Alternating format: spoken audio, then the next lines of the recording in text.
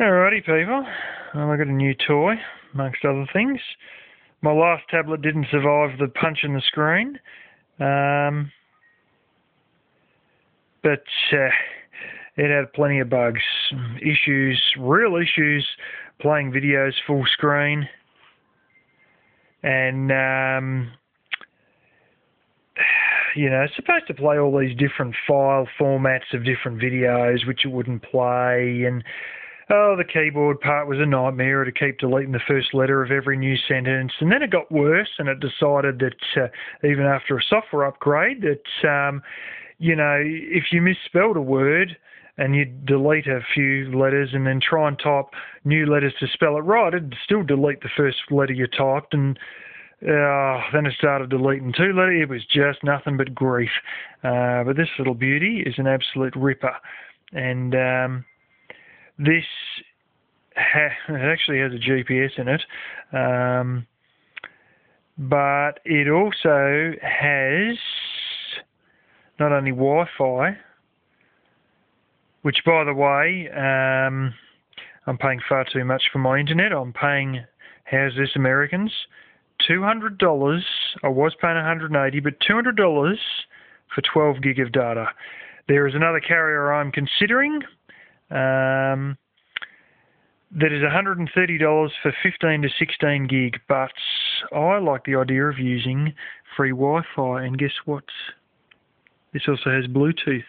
So instead of using, I've got a 10-year-old phone, by the way, Sony Ericsson. Instead of using this shonky plug with the little prongs on it, which is an external plug, which was a real Ericsson thing, having these external plugs for your chargers, which would get full of grease and dirt and crap, because it's right on the side of your phone, right where your fingers are when you're holding it as you're talking on it.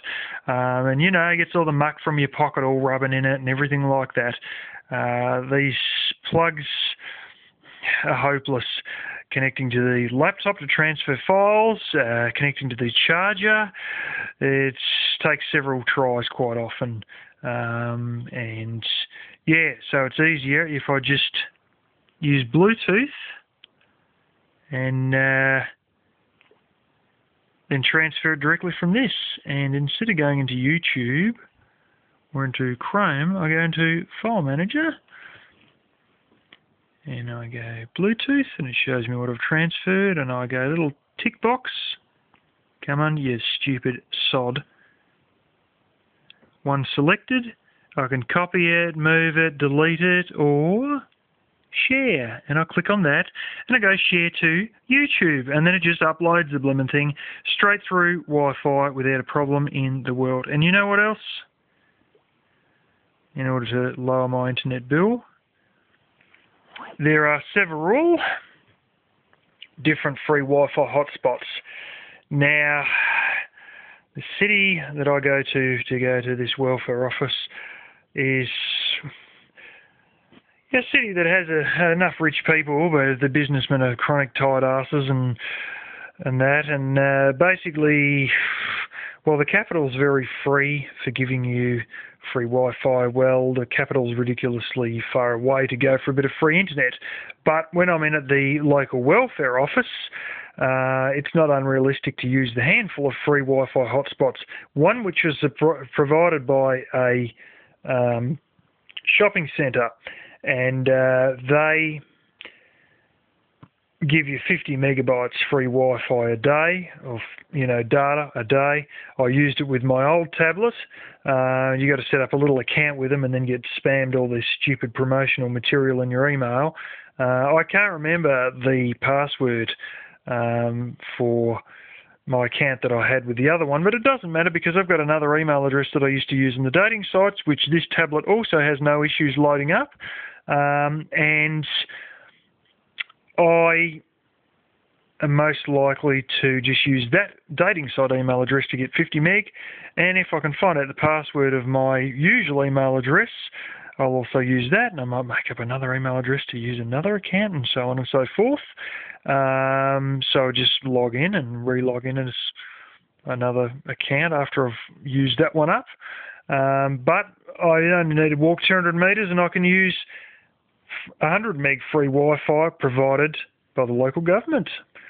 And then I can go around the corner to the library, and they also have free Wi-Fi, and I have a thingo with them, a card with them, which is rather old, but I'm going to go around there and ask them all about that. I know there's a particular, the barcode number, and then I need some PIN number thingy on top of that. But anyways, I'll work that out with them as well. I don't know if that's limited. Usually when you book internet at the library, they give you half an hour with one of their computers, or you can just use Wi-Fi. And I've seen people, actually kids outside the library, 10-year, 12-year-olds, something like that, using tablets, sitting against the library wall outside the library using the Wi-Fi. And that is accessible 24 hours a day. So if I turn up there after closing hours or before opening hours, it doesn't matter. I can still use their Wi-Fi. And I don't know if it's half-hour blocks is what they let you use the computer for, or if there's a megabyte limit, or there's both. But I'll definitely be making use of that. And I'm not joking. It's probably reasonably likely that I could basically upload 250 meg worth of crap in one day. Every time I go in there, upload 250 meg worth of stuff. So that might really drop my internet bill if I can use 1/4 gig a day for nothing. Anyways, what have I been doing lately? Oh, I've been fighting boxthorn. I'm onto the big stuff now. This boxthorn is ridiculous. It's... yeah, 12 or 14-inch bases on some of these things. I can't get through this with the reciprocating saw, but it often comes out of the ground for a few inches as one big trunk and then branches out.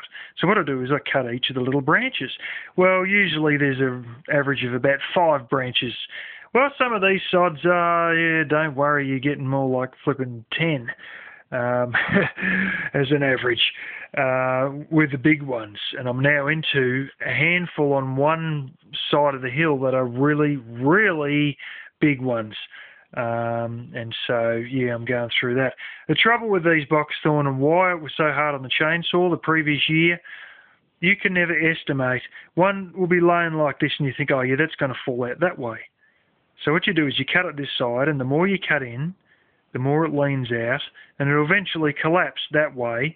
But as you're cutting in from the back side of that, it'll open the cut up as you're cutting, making the cutting easier. Doesn't really work like that. The upper ones of this, and this are all intertwined with this one, and you're certain that it's going to go that way. Well, don't worry. It'll probably go this way, especially if you clip this one and this one, which are intertwined with this one, which is bending that way, and yet these 3 are going the other way, and they'll literally just pull it with it. And what happens is you'll come in the back and you think, yeah, you're right, and then it gets hard, and you go, come on your bar, and then bang, you're stuck. And you've got to do the little blade release thingy, put in another blade and come from the opposite side. If you can get to the opposite side, because sometimes you can't. Then you've got to try and go side on while the front is open and is starting to pinch the back of your blade that you're using as a rescue blade. So I've got to go down there with 2 or 3 blades.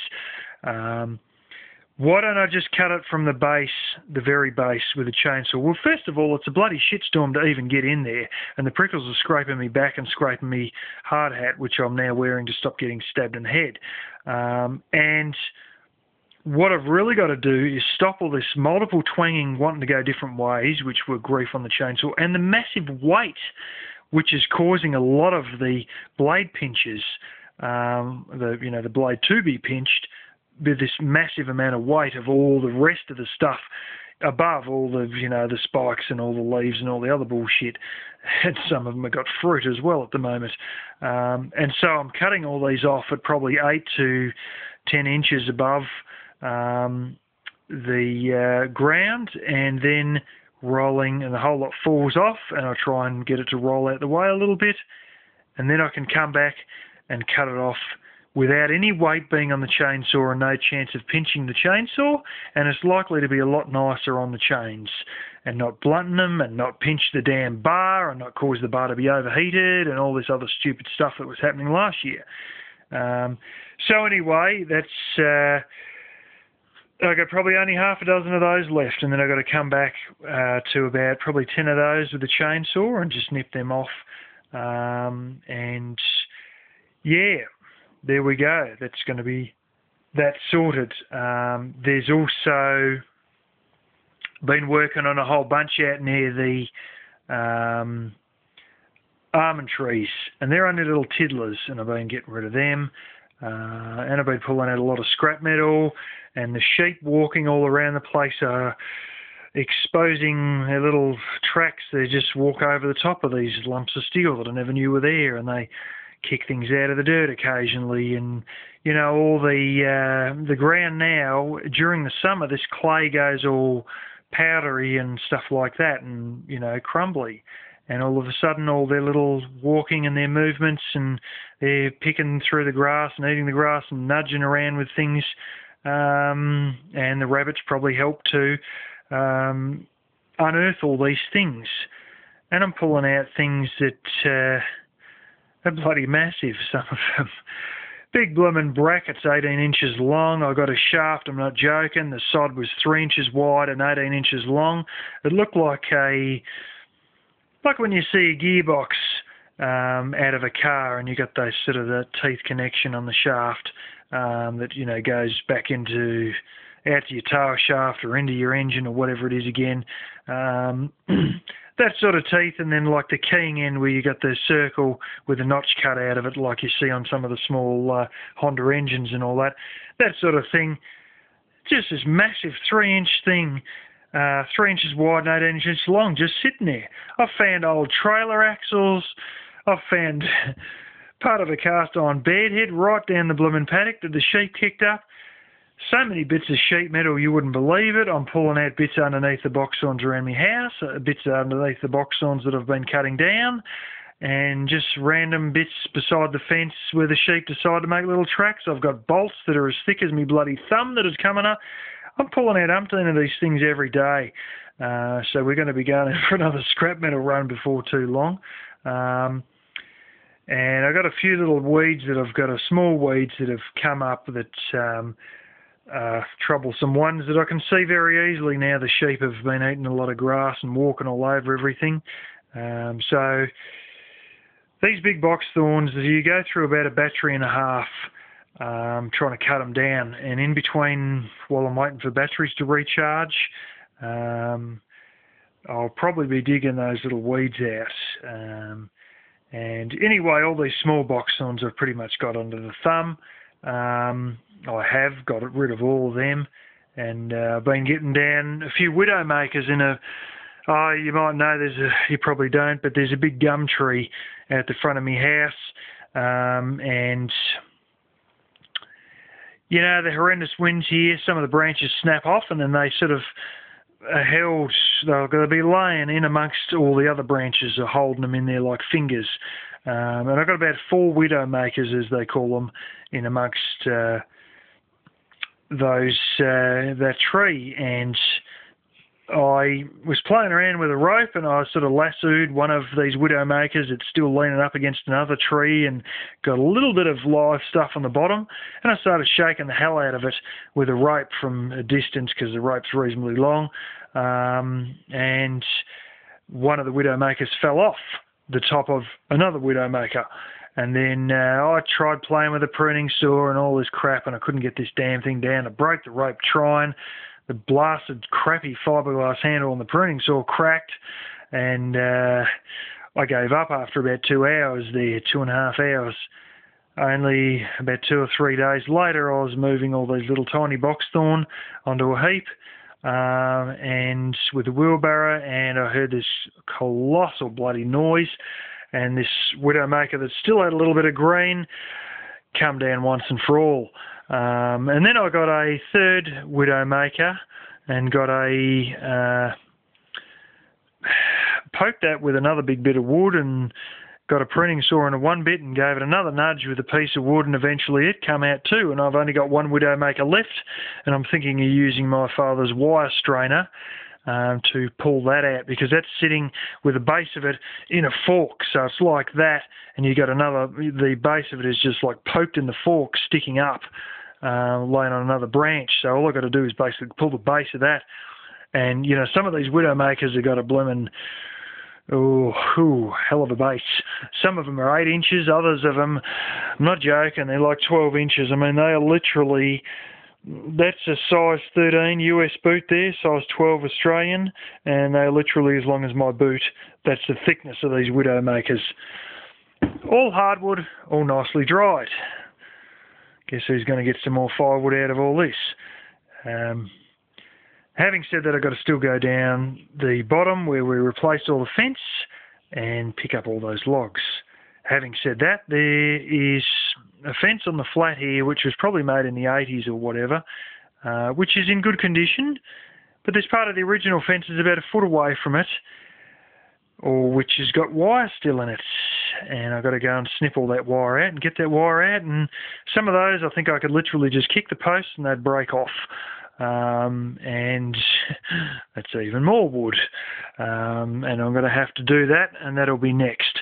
After I deal with the boxthorns, I'm going to start on that, and before long, just to get all that wire before I go to the scrap metal joint again, and then before long my father will be back, and we can get the tractor out and have a go at a few of these boxthorns. And he's got another one that big, bloody whopping big patch on a fence that's an old fence that he replaced the boundary fence between what was then my uncle's place and his place, and he never bothered with this other part because of the amount of old trees and crap that was on it. And well, basically we're probably going to just about drag the whole damn fence out trying to get this heap of boxthorn out, and then he might go ahead and replace that piece of fence finally, and we'll wreck the old trees that are on there that are all rotten anyway.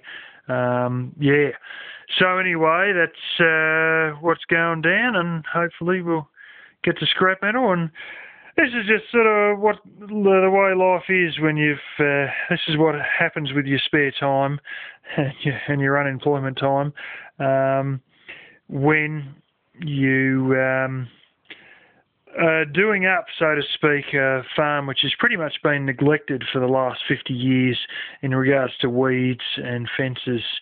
And this is what you can expect if you ever take on a badly neglected farm. And believe me, a lot of old people, they get to an age where they don't... It's like, I'm going to be dead in 10 years, so why should I give a shit? And if you ever get a property that's deceased estate, that's a few acres, don't be surprised if the fences are run down and you have as big a weed problems as I've had. But the cause of mine was really my grandfather's cousin not giving a damn and my uncle not giving a damn, and both of them being sort of kind of lazy and or making a lot of excuses or just not having the money to fix it up.